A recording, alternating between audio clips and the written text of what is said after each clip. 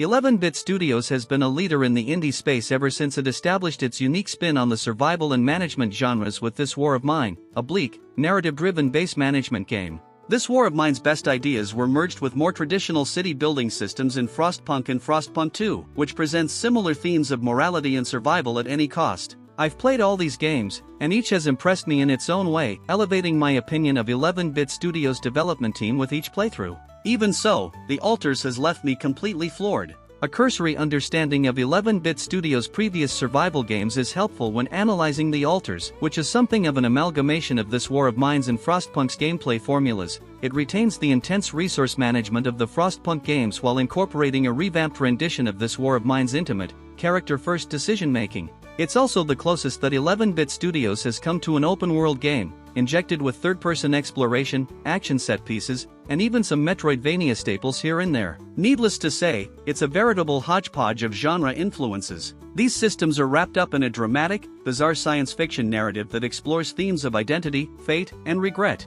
In stark contrast to this War of Mine and Frostpunk, whose stories are decidedly interpretable and loosely defined, The Alters is well-wrought, meticulously detailed, and complex. And while the protagonists of previous 11-Bit Studios games have been more or less blank slates upon which the player can project themselves, The Alters' leading man, Jan Dalsky, is defined, plausible, and sympathetic.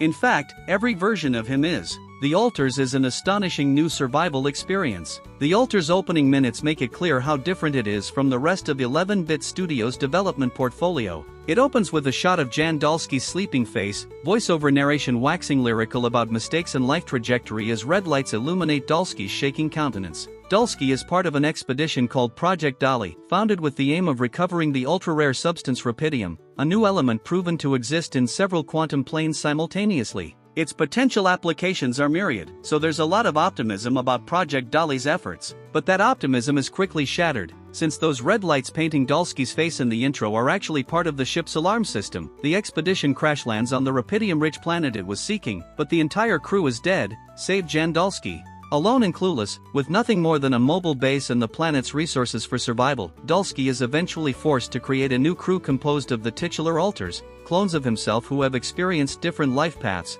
their existence only possible because of the all-powerful Rapidium. And thus, The Alters begins in earnest. Players control the aforementioned Jan Dalsky, but they also command his various alters, identified by their professions: Jan Technician, Jan Scientist, and so on. These clones arrived at their chosen professions as a result of their branching life paths. For instance, Jan Technician stood up to his abusive father, while Jan Dalsky simply left the house and never looked back. As such, each alter comes with specific perks and advantages, being more or less effective at certain tasks and therefore adding new dimensions to the survival gameplay loop. They're also remarkably well written and fully realized. In practice, they function much like Frostpunk's workers and engineers, assigned to jobs in and around the base in accordance with their expertise, but their personalities enrich the Alters in less quantifiable ways as well. They are all Jan Dalsky, technically, but their distinct life paths have resulted in a wide array of equally distinct opinions, goals, fears, and desires. For example, some Alters are workaholics and therefore more tolerant of extended shifts, while other Alters have the opposite disposition and react to long shifts accordingly. These traits aren't random, they can all be traced to specific elements of a given Alter's history, profession, or value system, and can be intuited from dialogue exchanges. The result of these diverse gameplay and narrative choices is an unexpectedly robust social simulation. The choices that players make, both on the micro and macro scale, can have butterfly effects that impact the broader narrative as well as the moment-to-moment gameplay. For example, if you transgress an Alter's belief system, they may become more rebellious, working fewer hours until you raise their mood through discussions or actions like offering a gift or playing a surprisingly fun beer pong minigame. In other words, your choices matter, and not just in a superficial way. They don't merely determine what dialogue an NPC will spit out, or what cutscene will play at a certain moment. The choices that players make within the Alters management gameplay, as well as in dialogue exchanges and major story beats, can have ripple effects that lead to a wildly different overall experience. In some ways, it puts even the best story-driven RPGs to shame, which is hardly what one would expect from a management and survival game.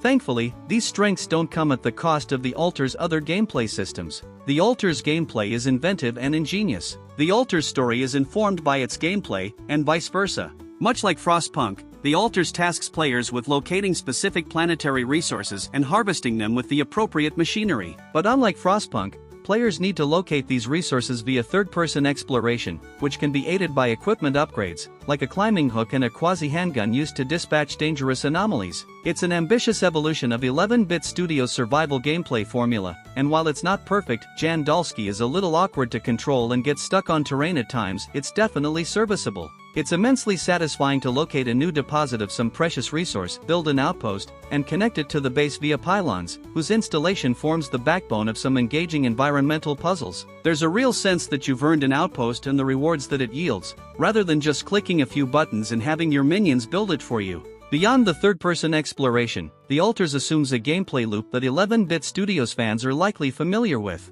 You'll have to manage a small selection of resource categories, deciding whether to stock up for the next major upgrade or spend the resources on smaller, less impactful enhancements, like a second dormitory for your altars or a gym that can improve their mood. The tension between these decisions is just as captivating as it is in Frostpunk and this War of Mine, though it should be noted that The Altars is actually quite easy in relation to those games, for better or worse. It's hard to go into more detail about why The Altars is so great without spoiling the experience. It truly is a game that is best enjoyed with as few preconceived opinions as possible. What is more or less undeniable is The Altars' ingenuity, its clever and thoughtful narrative structure, and its satisfying, genre-defying gameplay loop. The Altars represents a massive step forward for 11-bit Studios, positioning its greatest strengths in a new light, and ultimately unfolding into one of the best gaming experiences you're likely to have all year.